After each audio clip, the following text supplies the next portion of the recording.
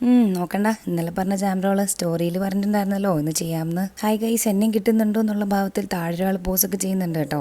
ഞാൻ ആദ്യം അറിഞ്ഞില്ലായിരുന്നു, പിന്നെ ഒച്ചയിട്ടപ്പോഴാണ് മനസ്സിലായത് അവിടെ നിൽപ്പുണ്ടെന്ന്. നമ്മുടെ ജാംറോള് ഒരു 10-ൽ 7 കൊടുക്കാം, അത്രേ ഉള്ളൂ. ജാം ഒരു രക്ഷയില്ലായിരുന്നു, അടിപൊളിയായിട്ട് കിട്ടിയായിരുന്നു കേട്ടോ. വേറെ ആരുമല്ല അത് പറഞ്ഞത്. അങ്ങ് ന്യൂസിലാൻഡിൽ ഇരുന്നിട്ട് നമ്മുടെ ക്ലോസ് ഫ്രണ്ടിൻ്റെ മമ്മിയാണ് കേട്ടോ ഈ റെസിപ്പി ഷെയർ ചെയ്തത്. മമ്മി കുറേ തവണ പൈനാപ്പിൾ ജാം ഉണ്ടാക്കി നോക്കിയിട്ടുണ്ടെന്ന് പറഞ്ഞു. ഇതിപ്പോൾ ഞാനൊരു മീഡിയം സൈസ് ഫുൾ പൈനാപ്പിൾ എടുത്തിട്ടുണ്ട്. 4 കപ്സ് വരുന്നുണ്ടായിരുന്നു.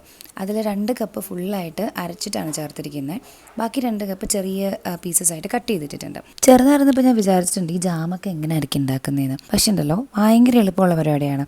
കുറച്ച് ക്ഷമ വേണം, കുറച്ച് സമയം വേണം, അത്ര മതി. ജാമിൻ്റെ റെസിപ്പി ഞാൻ ക്യാപ്ഷനിൽ കൊടുക്കാം കേട്ടോ. സ്പഞ്ച് ഉണ്ടാക്കിയത് ശരിയായില്ല, പക്ഷേ അതെന്താണ് പറ്റിപ്പോയെന്ന് അറിയില്ല. പാൻ ആണെങ്കിൽ കിട്ടിയിട്ടും ഇല്ലായിരുന്നു.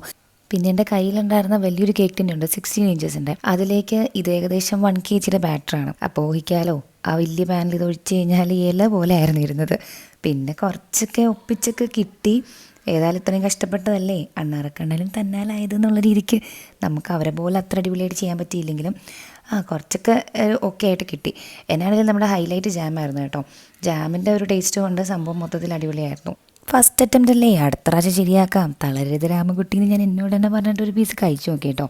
കുഴപ്പമില്ല, അഡ്ജസ്റ്റ് കരോ. ഈ വീഡിയോ കാണുന്ന ജാംറോൾ എക്സ്പേർട്സ് ആരെങ്കിലുമൊക്കെ ഉണ്ടെങ്കിൽ ആ റെസിപ്പി ഒന്ന് ഷെയർ ചെയ്യട്ടോ.